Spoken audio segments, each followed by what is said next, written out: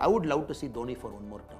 You give me a better guy than Modi ji, then we will talk about what after Modi ji. Jihad, it's my right. It's a holy war. I still remember the day one I landed in Lucknow. Even to argue with the taxi driver, I was saying something, he was saying something. To come to that middle ground took 20 minutes. Hello, welcome to PTI's show at 4 Parliament Street. If there is one person who is responsible for turning around the fortunes of BJP in Tamil Nadu state, for making it a third force, it is the party's state president, K. Annamalai.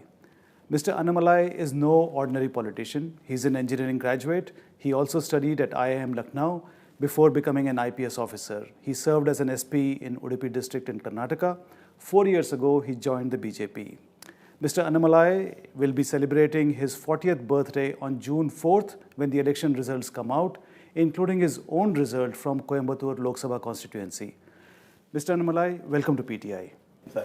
Thank you so much for making the time and come to PTI to talk to us. It's wonderful to have you here. Shall I start off by wishing you a happy birthday in advance? Thank you, sir. We can only offer you words, but do you think the people of Coimbatore are going to offer you more than words? I hope so, sir. Thank you so much. It's a great privilege to come to such a great organization like PTI. I think it was born along with our country's independence. 12 days after our independence, August 27, 1947. An institution that is enduring, that has got a legacy of its own. And all of us grew up reading PTI news, civil services at different points of time. So it's a great privilege to come here, see all of you in fresh and blood, sir. Yes, all elections, sir, you have to wait till the counting to know what people have decided. But having said it, I always believe in election, you do your best. And during the course of a campaigning, you actually pick up a certain vibration. And that is unmistakable. An election, normally, many a time you know the verdict slightly previously, sir, because the vibrations and people's body language don't lie. I think Coimbatore, we are in for a historic verdict is what I believe as of now. I hope it will be a good day on June 4th for the BJP, for everybody, and including for me. Yes, sir. Including for BJP nationwide? Nationwide, because ambitious target, big target, and 10 years a government in power, going for another 5 more years with a very, very big ambitious target of 400. So that is not done in India till now, sir. This country generally, pre-2000, if you look at it, 3 out of 5 governments are actually voted out of power. There is always an anti-incumbency sentiment, and we have broken it in the last 10 years in a big way. Now 2024 is a real test case when you go above 400, BJP 370, NDA 400, you are rewriting the history of politics in our country. So we hope and believe we have done enough in the ground with our hard work and what we have done over 10 years. That will be a good thing for the party because the politics is going to fundamentally change, sir. 10 years in government, 5th year again when you're crossing 370 is just not an ordinary task. So, Annamalai ji, we have seen reports in social media that people are discussing that they don't need EPS, they don't need OPS, they need an IPS. So, you have completed your studies in IIM and you were an IPS officer and you have some engineering background as well. So, how do you see your higher studies from one of the premier institutions and your IPS training helping you understanding the political dimensions of this country? And do you think that more and more well-educated people join politics? So for me, coming to Lucknow was a very conscious choice. Not necessarily Lucknow, maybe Lucknow or Calcutta, or Ahmedabad or Indore, wherever the IIMs were in the northern part of the country was a conscious choice because I felt at the age of 20, 21, I've never visited North India in my mind. One time I've come to Delhi for some conference, I came back. That is my vision of what North India is. I told my father that I have to go do some time outside. And first question immediately is, why do you want to go? You be here, which is safe, in the sense that we are nearby and you can build a life here. I said, I want to go. I still remember the day one I landed in Lucknow. Prabhant Nagar is where the IIMs are, is about 30 kilometers away from the airport. I questioned myself whether I made the right choice. New language, new culture, everybody is new. Even to argue with the taxi driver, a person with zero Hindi, that took about 20 minutes because I was saying something, he was saying something. To come to that middle ground took 20 minutes. Yeah, then after that, I sat in the car. He said, since you didn't show me this luggage, again the negotiation started from 0 for 10 more minutes. So, but Lucknow made me, sir. It made me as a person because I went outside, explored, whatever little time the busy IIM life will give you. Then I got a complete different understanding of our country. So even now our holidays, when we take a holiday out, sir, we do one south, one north, one northeast. That's how our family holidays are. So last time we finished Kerala. So this holiday post the election, we will go to northeast or someplace. So I want my children to go out and explore and come. We do rotation of India, one rotation we do. So what I'm trying to say, sir, I am what I am because I made a conscious choice some time back to travel outside to see what is my country. Then later, every time I get inspired coming to different parts of India. I should not get into that parochial mindset, sir. Subramania Bharati said Tamil is a great language. But when did he say Tamil is a great language? After learning 14 languages, he said Tamil is a great language.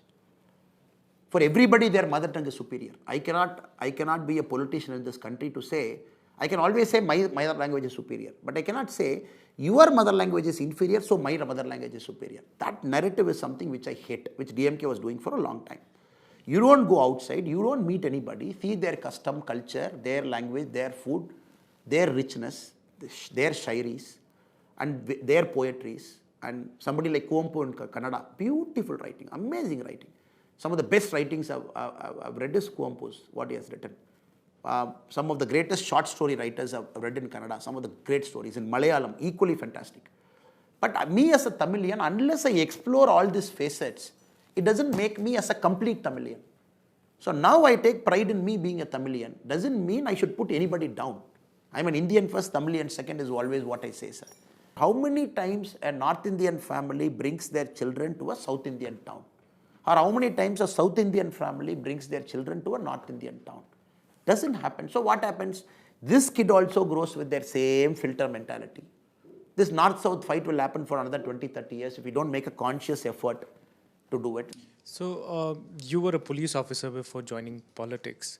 Does the BJP state chief Annamalai miss being Singamanna today? Why would also they call you Singamanna, first of all? For various reasons they call, sir. It is because of my first tenure in Udupi, where we did certain things which we felt we have to do at that point of time. Before I took over as Udupi SP, a medical student got raped, sir. A very unfortunate student studying there. And then we have to change the whole nature of policing there. We have to be extremely strict. There's no question of going low. And that is the time I took charge. Maybe 1 month later I took charge. So I told myself that if anything happens like this in our tenure, I told my inspector, all of us have to resign. And that is the accountability with which we are going to function. And there is a private university in Udupi with 36,000 students. That is how, but it's the day one of policing. I said, we all have to resign, number one. Second, we have to work as if we are the protectors of all the 14, 15 lakh people in the district. You cannot say, oh, it happened beyond my control. What can I do? This is system. How can I control everybody? It's a big country. I said, no excuses. Then we decided to make it happen, we will be aggressive in our policing. So then, for 1 year, I have to follow that, not because I like doing it. After 11 o'clock, any student I find on the road, first question I say, why are you? They say it's a free country. I can roam anywhere after 11 o'clock. Who are you to stop me? I said, yes, agree, but I want to talk to your parents. Call your mother. Then somebody said, oh, how can SP say call your mother? I said, I don't want one more girl child getting touched in my tenure. Very simple. The same girl child, for her, what happened? The same thing happened. Though it's a free country, but criminals also run in the same free country. I have to impose some restrictions. Then I remember the students putting all what you call the horn on my head, doing protest against me, saying that I should be transferred. I'm infringing into their fundamental right. But I'm extremely happy and delighted, sir. But we struck to a model of policing in which the safety, security of a citizen's life and your property was paramount. So that naturally created something in Udupi where people felt that we are doing something extra beyond a police officer. Then half the time I used to go to colleges, talk about drugs, n number of lectures, policemen in muftis, not in uniform, doing all kinds of social work, just to bridge the gap between that. So that created a name, sir, where we were very strong and aggressive. It was also while you were posted in Udupi that you studied Islam, and because you wanted to dispel and learn for yourself what the religion was all about, and any kind of misinterpretations that that are generally over there. So, what was your takeaway from that? And also, has that impacted in your politics as well? Ma'am, I am a firm believer in all religion, madam, because when we deep down look at the Old Testament, New Testament, or the Quran, or the Hadith, or the different interpretations, when we take time to read everything or to maybe to understand, because there's nothing called you will learn, because it's a lifetime when you sit with people. So that point of time, there was a very specific concern, madam, that the ISIS recruitment was happening in full swing, especially the parts of Kerala, because Mangalore and Udupi, they sit right above Kerala, and almost the culture is similar to Kerala. And people are believing, and I think Kerala had about a lot of people going via the Turkey and Syria to that. So that is the time we made an effort to tell people, jihad, it's my right, it's a holy war. And Darul Islam, when they say, anybody who's against me, I have to go and fight. So this was the common among youth. We are wronged, something bad has happened, the Americans are like this, Afghanistan are like this, we want to go and fight. So that was the predominant culture among the so-called people who are getting radicalized. So for